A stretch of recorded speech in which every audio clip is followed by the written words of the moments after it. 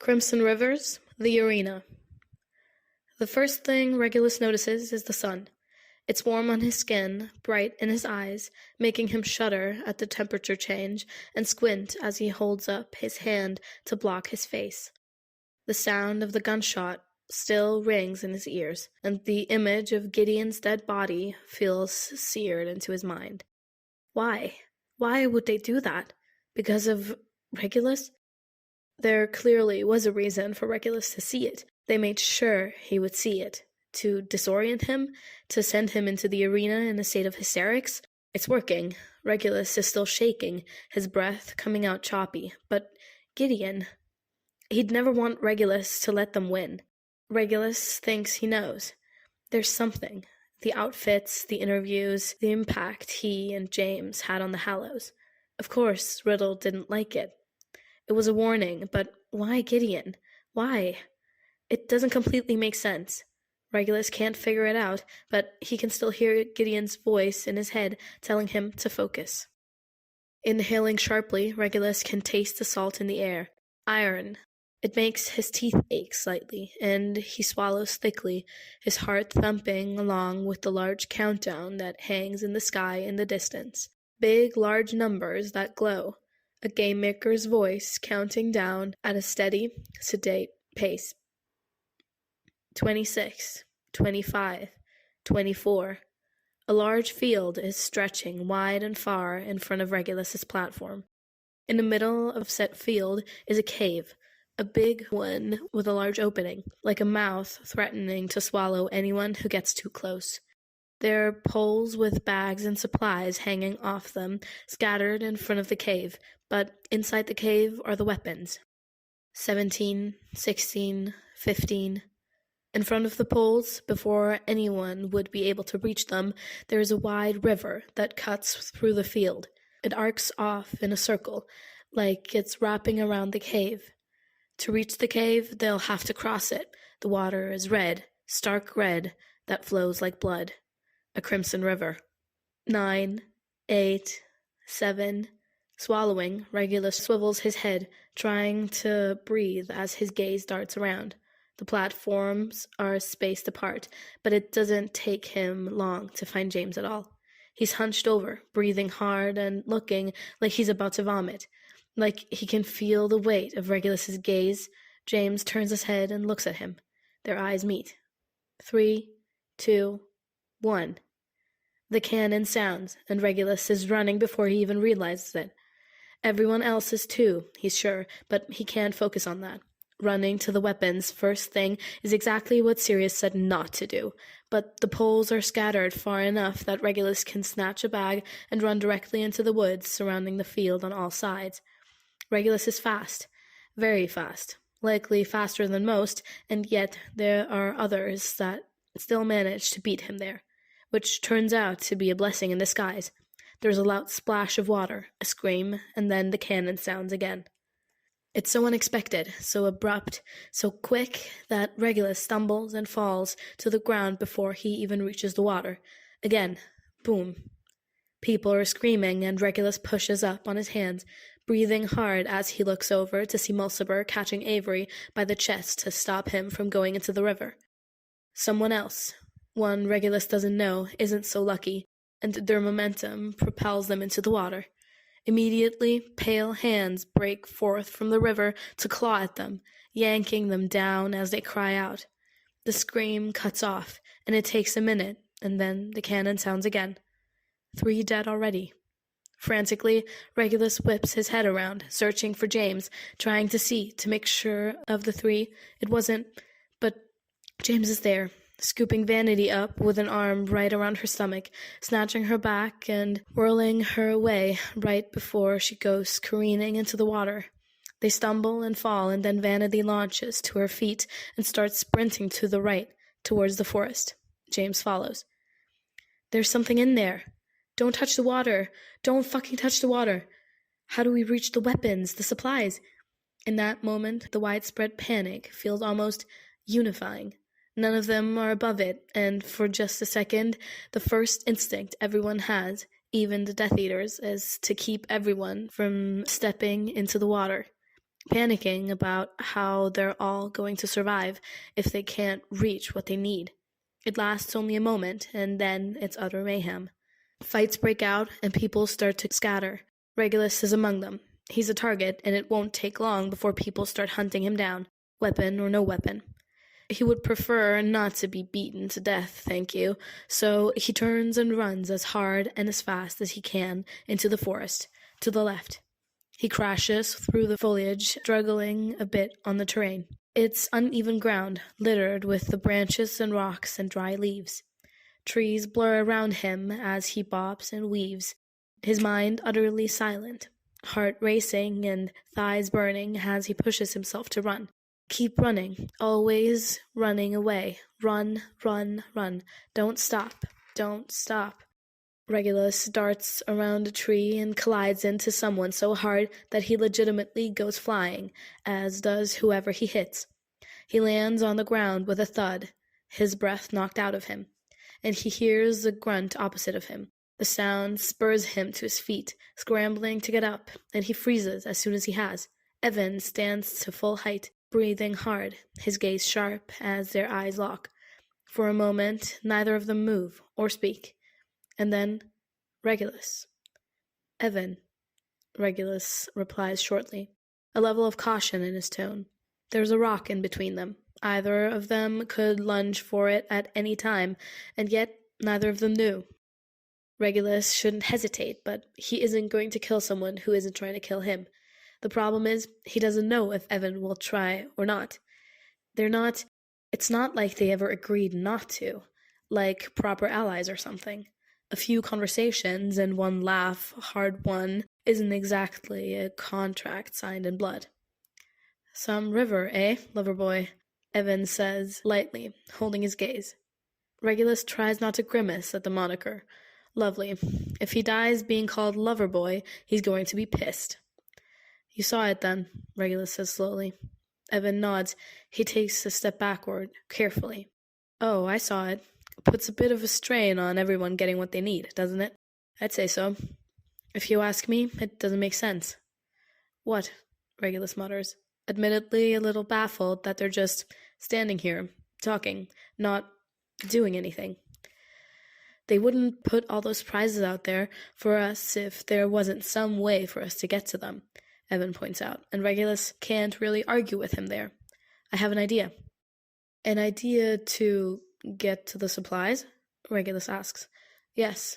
Evan is silent for a beat, and then he takes another careful step back, like he's waiting to see what Regulus will do. Regulus doesn't do anything. I have a proposition for you. Regulus narrows his eyes. Do you? I think I know how to get to the supplies, Evan says, not reacting to his suspicion. If you help, I'll help you get to them too. And why would you do that? I'm generous. For some reason, I find that hard to believe, Regulus retorts, and Evan breaks out into a grin. It's boyish, playful, but not faked. Regulus still doesn't trust it. Why me? Evan waves a hand lazily, like they're old friends just having a lovely little chat. Oh, because you're the first person I came across, honestly, and you're not actively trying to kill me. Yet, Regulus adds. Well, I have to work with what I get, Evan drawls, shrugging his shoulder. Looks like that's you, lover boy, so if you're willing to make a truce, I'm willing to get a dagger in your hands. How does that sound? Regulus sits on that for a long second, thinking about it, and then he sets his shoulders. What do I need to do? Vanity stumbles over her feet and hits the ground, weeping quietly, and James backtracks quickly to reach out and grab her hand. He holds onto it as he pulls her back to her feet, and they're both running again, her small hand held in his grip. James isn't really thinking, just reacting. Vanity is so young. She's only 15, and she's scared. She nearly died. The river nearly took her. If not for him, she'd be dead right now. Fabian's dead body keeps flashing in his mind.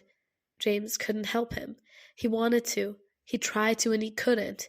Fabian, James thinks. Fuck, I'm so sorry. There's a harsh tug on his hand, weight pulling him to a stop, nearly making him trip. He whirls around, and Vanity looks up at him through her tears and says, "James, please, I can't. My legs hurt. I can't breathe. I... Okay, hey, let's just..." James takes a steadying breath, his own body sore from all the running. He's already thirsty, squeezing Vanity's hand. He looks around warily. "I know you're tired, I know that, and I'm sorry, but we can't stay out in the open like this. We have to keep moving." "I'm scared," Vanity whispers. "I know," James whispers back. "Me too." Maybe that's not reassuring, or maybe it is, but either way, Vanity seems calmer now after the small break. "Listen, we'll find somewhere to go, somewhere to take a break, and then..." "And then? And then what?" James's brain seems to stutter over what comes next, what he's meant to be doing, unable to think past the next few seconds unfurling before him. His mind is already so full. A litany of Fabian, Regulus, Vanity, River of Blood, Regulus, 3 dead already, run, hide, Regulus, Regulus, Regulus. "Water," Vanity says, drawing him out of his own head. She squeezes his hand. "We need to find a source of water. And I don't really think the murder river back there is a good idea. Just saying." James blinks at her and then huffs out a startled laugh. Right. No, that's... Yeah, bad idea. You're right.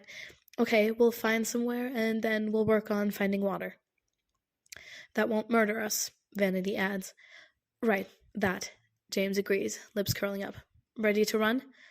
Vanity nods. "Yeah, I'm good now." So they run. They're not pushing as hard this time, and Vanity isn't stumbling anymore. Pushing deeper into the forest doesn't prove to be fruitful, not at first. To start with, it's just a lot of trees. Eventually, when they're both breathing hard and have been running for a long time, they do come across something. It's another cave, but a much smaller one than the first that they saw back at the start. The cave is nestled at the bottom of a sharp, overhanging cliff. It's surrounded by animal tracks and various bushes, nearly obscured entirely. Frankly, it's the safest thing James has seen so far. Vanity too, if her small gasp of delight is anything to go by. They exchange a look, faces splitting into relieved smiles, and then they start moving right for it. They're quiet and careful, for which James is grateful when he sees shoe prints on the ground, like someone came barreling carelessly through and ran right into the cave. It's silent inside, and James doesn't know if they're going to get another opportunity like this. Cautiously, James lets Vanity's hand go and raises both palms at her silently, telling her to stay put. Vanity crouches down, her face strained and lips pressed together tightly. James gives her one last reassuring look, he hopes, then eases inside. He barely makes it a few careful steps inside before there's a garbled shriek and a fist colliding off-center with his jaw. Weight slams into him, so he goes stumbling back from the dark cave right back into the light, landing hard enough that the air is knocked from his lungs. Instinctively, James lashes out, his hand hitting something that earns him a muffled yelp. He jerks his knee up, slamming his hands against the body holding him down, shoving it away. He scrambles to his feet in just enough time to hear Vanity give something of a war cry as she proceeds to repeatedly hit the person with a stick. Not a very big stick, mind you, and it breaks literally after 3 hits. James sort of gawks at her in disbelief as she starts kicking the body on the ground, looking absolutely terrified, but doing it nonetheless. The body on the ground is on its front, curled up, and James feels himself jerk in surprise as he realizes that it's Peter? "Peter?" James blurts out, eyes bulging. Wait, Vanity, wait! It's just Peter." Vanity freezes, breathing hard as she stares up at him with wide eyes. On the ground, Peter groans and sort of just flops over, face scrunched as he pushes himself to sit up. "James," Peter breathes out, looking relieved. "For fuck's sake, you scared the piss out of me. I didn't know who you were. I didn't know it was you." Yeah, I got that," James says with a deep exhale. He raises his hands at Vanity in a soothing gesture.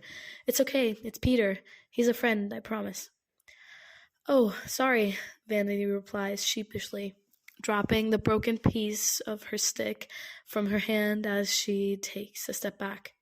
Slowly, Peter pushes to his feet, taking a moment to brace his hands on his knees and just breathe. His shoulders sag as he stands up.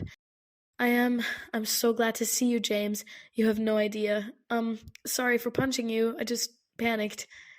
"It's all right," James assures him, reaching up to prod at his cheek. He cracks a weak grin. "Not so bad, Pete. Besides, I got you back, and Vanity—" James raises his eyebrows at her. She crosses her arms, looking only slightly embarrassed, looking like any stubborn teenager in this predicament would. At the look, Peter chuckles, then winces as he cups his side. "Yeah, she has a mean kick." Peter shakes his head and eases out a careful breath. "To be honest, as soon as I heard someone approaching, I was pretty sure I was about to die. I'm very glad not to be dead. Fucking awful about the river, yeah?" "Yeah," James agrees quietly. "Seems to be a fatal flaw in the design," Peter grumbles. "Why have supplies and weapons if we can't even get to them?" James shrugs, just as bewildered by it as him. "No idea. Maybe they didn't want us to be able to reach them immediately. Maybe the river will dry up?" "Murder River," Vanity mumbles, frowning. "Do you think?" Peter asks James, not hearing her. "Only way we'll know is if we go back, and I strongly suggest against that," James says, and Peter instantly starts nodding. "Yeah, I'll take this cave over the other one any day," Peter announces, gesturing to it. "Not much in there, honestly, and it's dark, but there is water runoff from the cliff, just a small trickle on the wall. If we boil it, it should be safe." He glances between them hopefully. "Anyone thirsty?"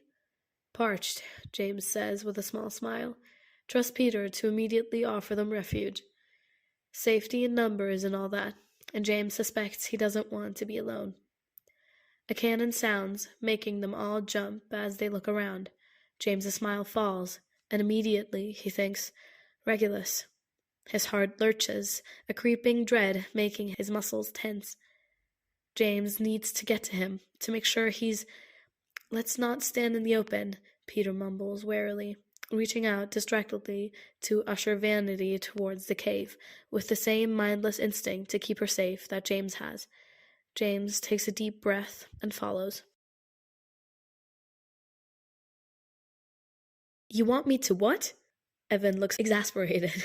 He plants his hands on his hips and raises his eyebrows at Regulus, canting his head to the side a little bit.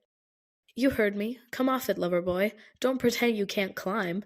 I've seen James. He's taller, and you're not going to tell me you're not claiming him, are you?" Regulus takes it all back. He rues the day that he ever showed an interest in being possible allies with Evan Rosier. Regulus scowls at him, but that only makes him smirk. "First of all, climbing a person is entirely different from climbing a fucking tree." "How so?" "Trees won't keep me from falling. James has arms." "Ah, so you have climbed. Rosier, if you want to keep your tongue, you might want to shut up." "Well, you can't cut my tongue out without a dagger," Evan sing-songs, tossing the ridiculous amount of vines he's collected and rolled up from hand to hand. "So, if you want a dagger, I suggest you start climbing." Regulus glances warily from Evan to look at the tree, more than a little uneasy. Climbing isn't exactly Regulus's thing. He may have a tiny, small, infinitesimal fear of heights, which is very fucking sensible, honestly. People don't have the ability to fly for a reason. Obviously, they're meant to stay on the ground. The tree that Evan has chosen is the one closest to the back of the cave in the field. It's large and unnervingly tall, and there's a few different branches that stretch out over the Crimson River that 3 have already lost their lives to. Evan's plan is to essentially climb the tree, swing over the river, and drop safely down to the other side. Isn't a bad one, all in all. Regulus just hates it with every fiber of his being. "You first," Regulus mutters, shooting a shrewd look at Evan, who looks vaguely amused. Evan chuckles and winds the vine around his chest. tucking it in and pulling it so tight it stays in place, leaving his hands free as he approaches the tree. He glances back at Regulus and winks at him. Sure, if you'd like, but that means if you fall, I can't catch you on your way down. Don't go backing out on me now, lover boy. I need someone to distract everyone else so I can get away if the river suddenly lets people cross. Oh, so that's what I am. A high priority target. A distraction. Your personal lookout. Regulus grumbles, watching Evan stretch out to grab a branch on the tree and brace his foot on a knot that's just out, effortlessly hauling himself up. He starts climbing with ease, like he was born to do it. We all have things that make us useful, Evan calls down, without so much as a grunt or a strain in his voice, the fucking prick. Like me, I'm being very useful to you now, and you, well, there's no denying that between me and you, there are far more people who are out for your blood than mine. But, if all goes well, it won't be a problem. Comforting, thanks, Regulus says dryly, approaching the base of the tree as Evan steadily gets higher. Evan doesn't respond, so Regulus takes a deep breath and tries to do exactly as Evan did. It's not like the tree has perfect footholds or little ledges for him to cling to. Regulus struggles with the whole ordeal, huffing and puffing and shaking like a leaf that would much rather be safely on the forest floor. Briefly, he imagines Sirius laughing at him for getting himself into this mess, then dashes the thought away. Sirius used to tease him about his little fear of heights, but this is different. Regulus isn't climbing a tree back home and getting stuck, needing his brother to come up and coax him down with quiet teasing and gentle words. Regulus is climbing a tree with someone who essentially needs him because he'll be the first that other people will try to kill if things just so happen to go wrong. Regulus is climbing a tree to get to a weapon so he can defend himself against the people who will try to kill him at some point, especially when they inevitably find their own ways across the Crimson River. Maybe they're planning to build a fucking boat. Who knows? Yeah, Sirius wouldn't be laughing about this. Evan, who Regulus is starting to hate a little bit, continues to climb higher, uncomfortably high at this point. Regulus makes the very stupid mistake of pausing to catch his breath, automatically looking down and immediately feeling his stomach drop out from underneath him when he sees just how far the ground is beneath him.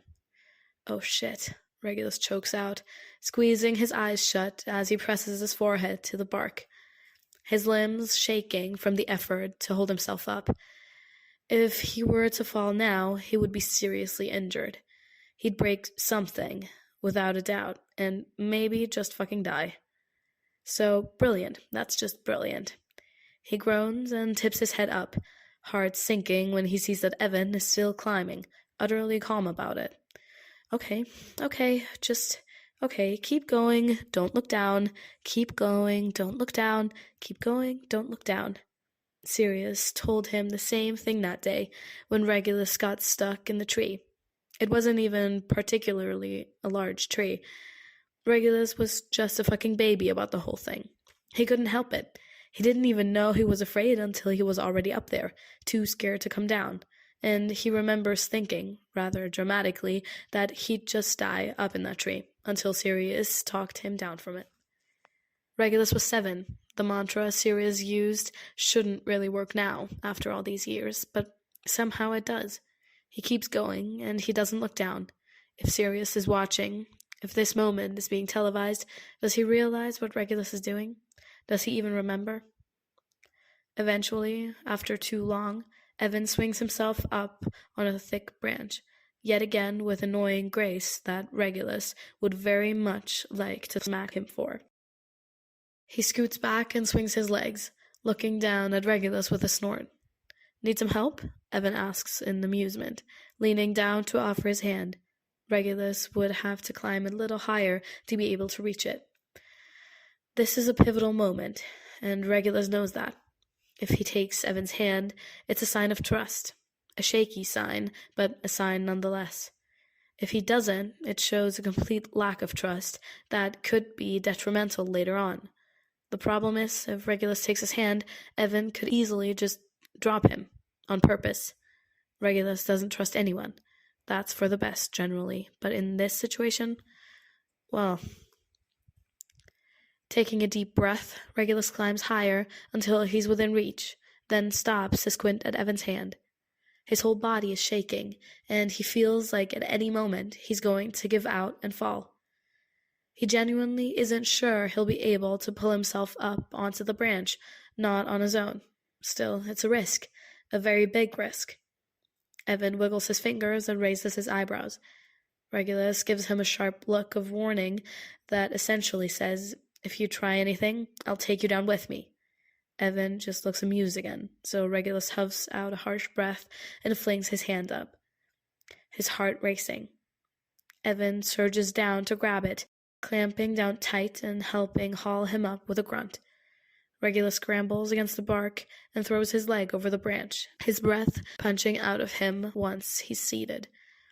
Stupidly, Regulus peeks down at the ground and nearly vomits, his head spinning as a weak noise slips out of his mouth. It's a weakness. He would be ashamed of it if he didn't feel like he was about to faint. Oh, that's high.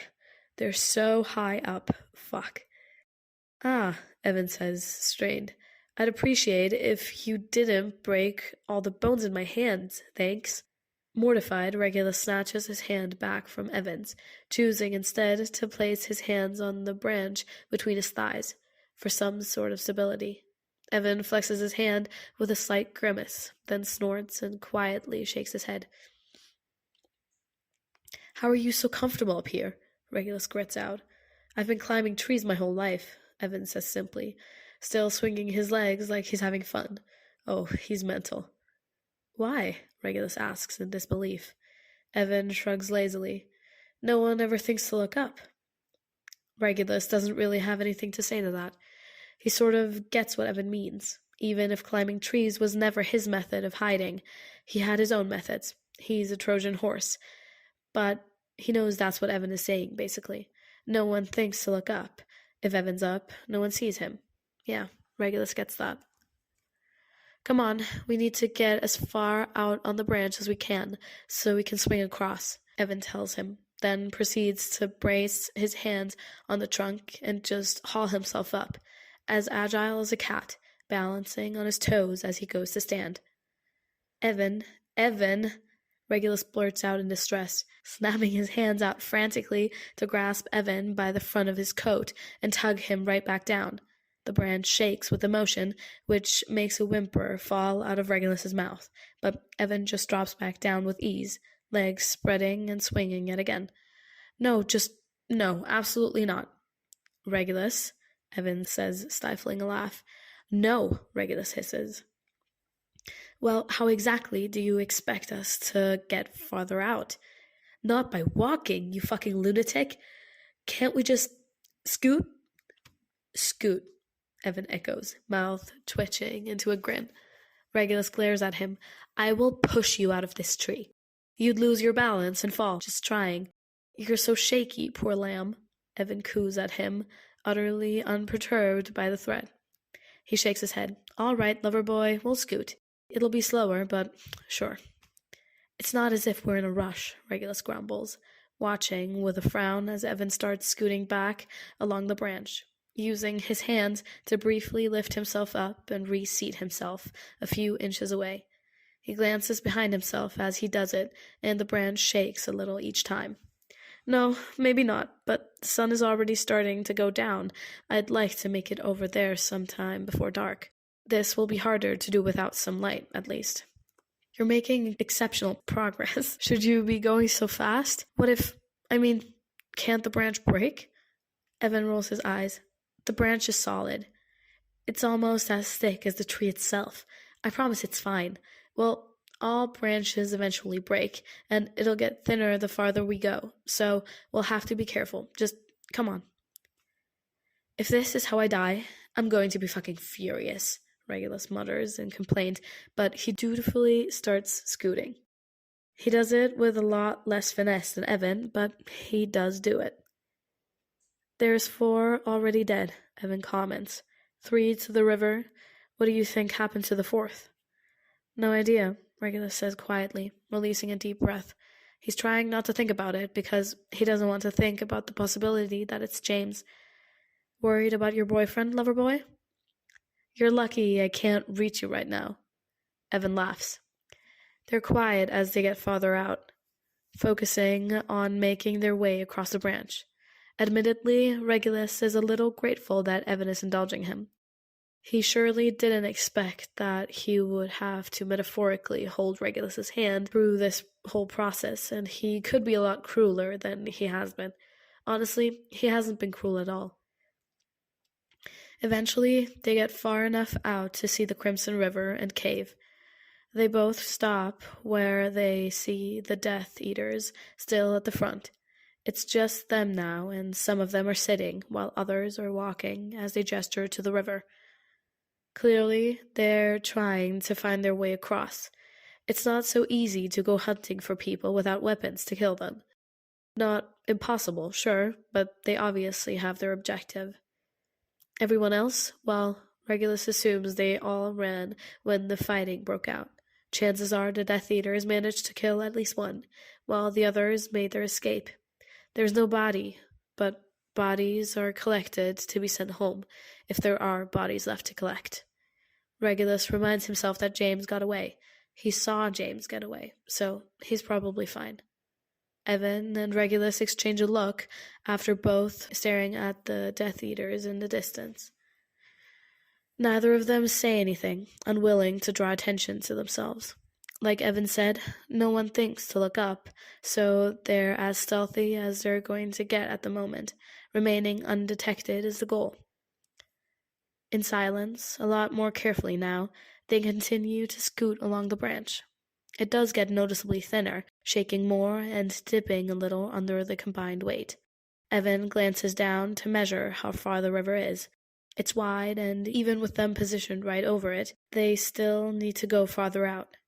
He grimaces and looks up, making a face that quite clearly states how unhappy about this he is. But he still waves his hand to indicate that they have to keep scooting. Regulus really doesn't want to keep scooting, but he's already here, so he has to see it through at this point. The branch dips further, swaying with a harsh creak, and they both freeze. Evan takes a deep breath and cranes his head down, then glances back at the rest of the branch behind him. We can't go further, Evan whispers. The branch will break. Can we make it across? Regulus whispers back. Evan chews on his lip for a moment, then squints down at the Crimson River below. We'll have to swing wide, which means we'll have to go lower down on the vine. It'll be risky, and we'll need to be quick, or our friends over there will notice, and it'll probably be uncomfortably close. None of that was good information, Evan, Regulus hisses. Well, I'm not sure what you want me to do, Regulus, Evan hisses back, waving his hands around jerkily. Our options are fairly limited. We're already here, so we may as well. Either we die or we don't. I vote we don't. Yes, me too, so just listen to me, would you? Regulus clenches his jaw. Fine. The vine will hold you, and you'll need momentum to get across, Evan explains, his voice low as he starts unwinding the vine around his chest. It's actually a few different vines that he twined together, winding them around each other to make them more structurally sound, or so he said. It makes sense, so Regulus believes him. You'll want to get as far down as you can, almost until you're about 6 feet above the water. There should be about this much vine left below you. Evan demonstrates by holding the vine out from one hand to the other, his arms outstretched to his full wingspan, which isn't very much vine compared to all that's left over. Hate that, Regulus admits. Yeah, I'm not a fan either, Evan agrees with a frown. He sighs and scoops down to start tying off the vine in between them. Swinging is simple. You hold on and rock your body. You'll need to let your legs hang so you can use them for direction, or else you'll just swing all over.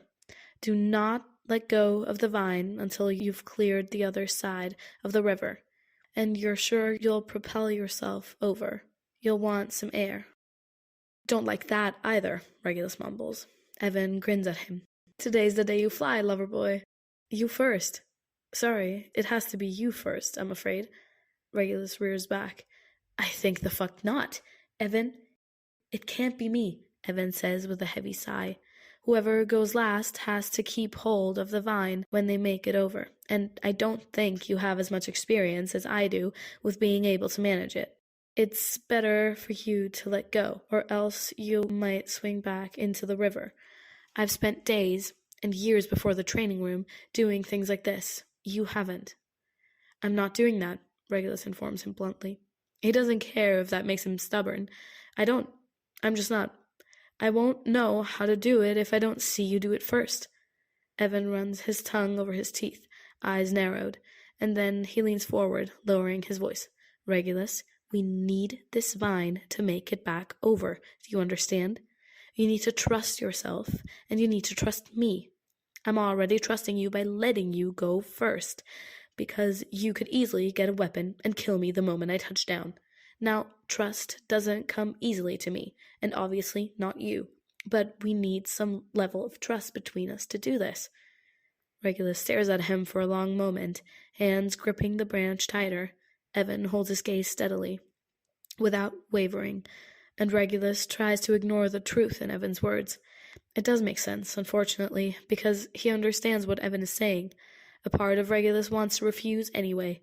A part of him wants to just abandon the entire plan, all because he doesn't know how to work well with others.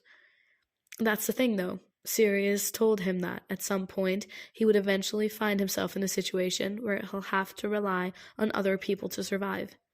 The arena is a lot like life in that way, just more condensed, and a lot more brutal about it. Regulus, if he's going to survive, needs to learn to play well with others. He just didn't expect it to happen so soon. And really, these are less than ideal circumstances. It's so easy to die here. One mistake, and that's it. You only do what you're willing to do. In there, you have to be willing to do more than you ever have, or you'll die, Sirius had told him. Fuck. Regulus hates when he's right. Exhaling slowly, Regulus nods. Talk me through it. Evan does. He tells Regulus exactly what he has to do, not skipping over any detail, murmuring to him as he ties off the vine and secures it. And then all there is left to do is do it. So, despite every instinct screaming at him not to, Regulus does it. He scoots forward to reach down and grab onto the vine, keeping a firm grip as he hooks one leg around it, then tries to convince himself to swing the other one over. He needs a second because his body protests it, rejecting any possibility of falling. Then there's a hand hooking under his knee, and Evan gently helps him down, keeping him from swaying so much. He leans down as far as he can go, then lets Regulus's leg go, leaving Regulus to hold himself up in the air and open air. Regulus does not like this. His entire body clings to the vine, and his arms are still sore from climbing the tree. Evan nods down at him, murmuring to him, encouraging him to work his way down.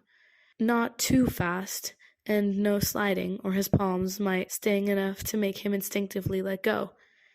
Yeah, that's not possible, Regulus isn't sure there's a force in this world powerful enough to make him let go of this vine right now. It's actually a struggle to lower himself down, because his body would much prefer to cling to the vine and never move. His limbs tremble, but he goes down anyway. Hanging in the open air over a river that will kill him if he falls into it, well, he's not having a good time, to say the least.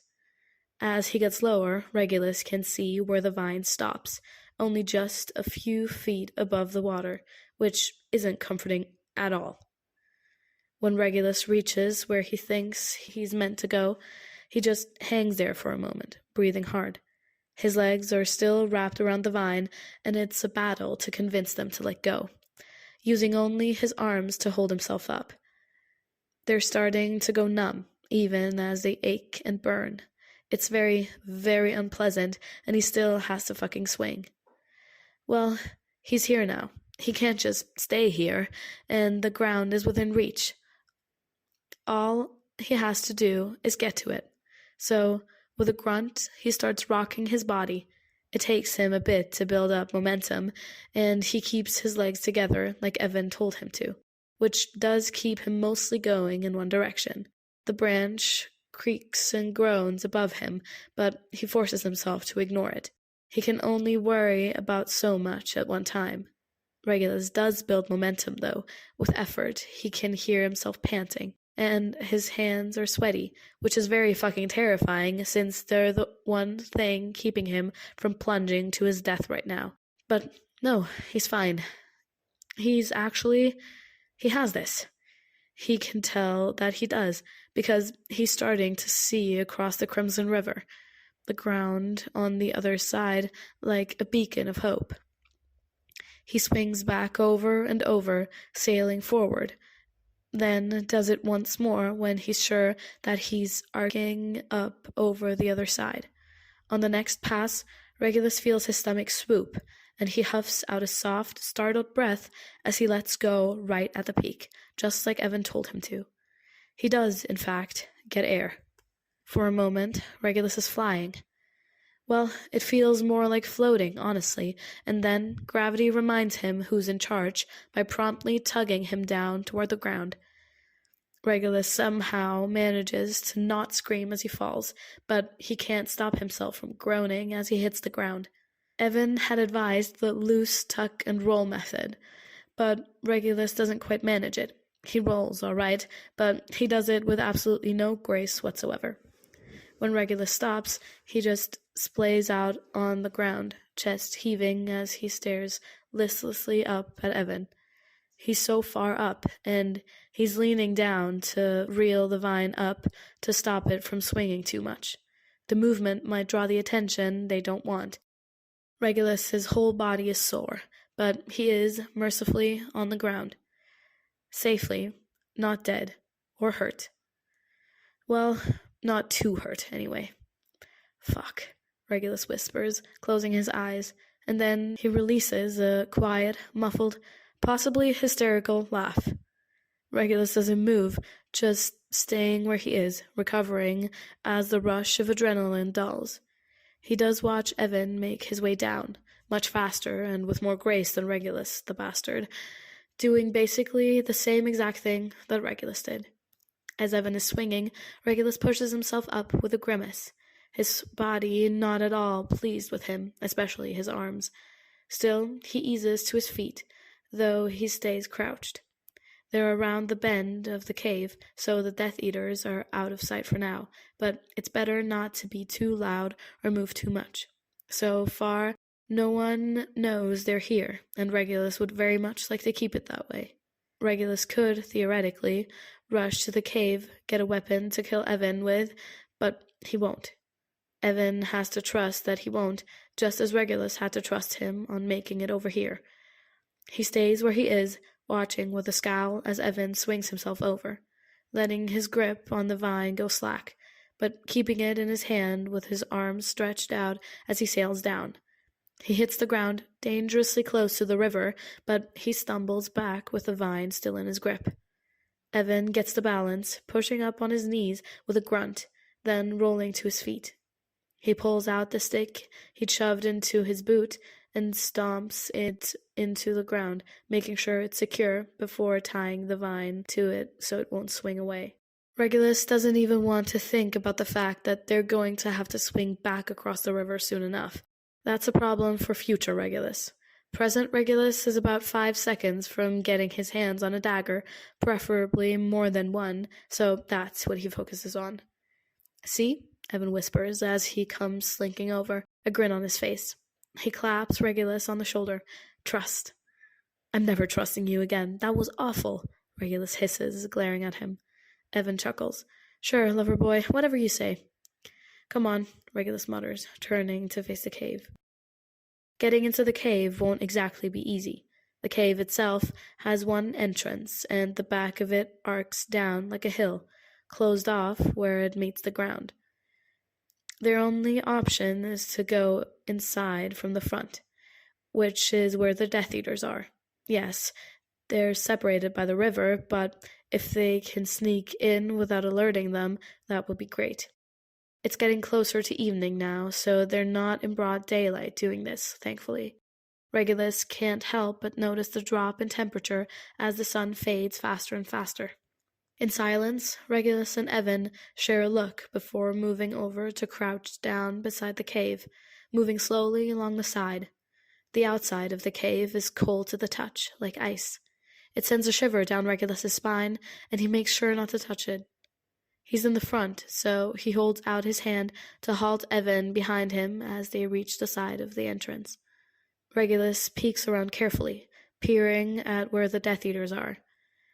There's 7 of them, so none of them have died yet, or were one of the ones to go into the river.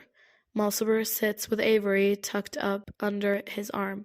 Quinn, Hodge, and Axis are also sitting, and they're facing Mulciber and Avery. Willa is fully just lying down, looking to be lazily playing with her hair and her face. Bernice is the only one up, and she's moving along the side of the river like she's waiting for some sort of miracle to get her across.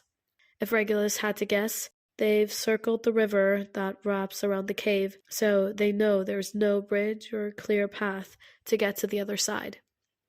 Regulus can't hear them, but he's sure that they're all trying to think up some way to get to the weapons. Bernice is thankfully walking along the river in the opposite direction from Regulus and Evan, but Regulus can't be sure that she won't turn around. If they're going to go, they need to go now. Frantically, Regulus waves his hand at Evan, then stays low on the ground as he whips around the mouth of the cave, hugging the wall even though it feels like ice. He pushes in as fast as he dares, going further where it's dark and tucking behind the rack of swords for cover. Evan joins him in seconds. They stand still and silent, holding their breath, but there's no change in the distant sound of voices, no shouts, no threats, nothing. Regulus exhales quietly and looks over at Evan, who is grinning right at him in pure relief. Helplessly, Regulus feels his mouth tug up at the corners. Unbelievably, they've done it. There's still so much more to do, but they've made it, and that small victory makes it all worth it. Inside the cave, there's no supplies. It's all weapons, which means anything else useful will be outside, attached to the poles placed sporadically around the cave. All things they could really need. Flashlights, emergency blankets, matches, fire-starting kits, canisters to collect water, and no doubt some sort of nutrition. Having weapons is good, yes, but there's more to the arena than just fighting for your life. There's also fighting to survive. Regulus is already thirsty, and after everything that he's done to get here, he's tired and hungry too. It's getting colder by the minute. They're going to have to risk getting supplies, which is going to be hard since the bags are mostly out in the open. But first, weapons. Behind them is a table with various weapons on it, and yes, there are daggers. 3 of them to be exact, and there's a thigh holster for each leg that will hold at least 2. Regulus goes right for them, instantly feeling better as soon as he has one in his hand. He straps the 2 holsters onto his thighs, sliding the daggers in place, but keeps the 3rd in hand. When Regulus looks up, Evan is holding up the hook with a rope attached to it, lips pursed. That's for Axis, no doubt, and keeping it out of their hands is a good idea, because they're fucking deadly with it. Regulus inclines his head towards it in silent encouragement. Evan likes rope, right?